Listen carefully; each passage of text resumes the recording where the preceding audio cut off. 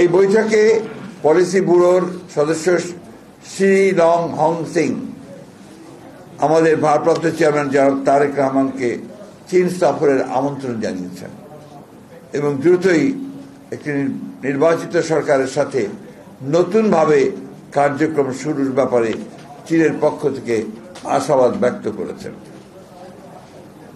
বৈঠকে বাংলাদেশের অবকাঠামো উন্নয়নে পরীক্ষিত বন্ধু রাষ্ট্র হিসাবে চীনের অবদান সমূহ আমাদের পক্ষ থেকে ধন্যবাদের সাথে উল্লেখ করা হয়েছে এবং ধারাবাহিকতায় আগামীতে ডিজিটাল প্রযুক্তি, সেমিকন্ডাক্টর, নবায়নযোগ্য জ্বালানি, মেডিকেল ও উচ্চ স্বাস্থ্য সেবা, উচ্চশিক্ষা, যোগাযোগ, আধুনিক কৃষি প্রযুক্তি, এসএমই বিজনেস, ব্লু ইকোনমি, উন্নতর প্রযুক্তি হস্তান্তরের ক্ষেত্রে চীনের অধিকতর ভূমিকা রাখার আহ্বান জানানো হয়েছে।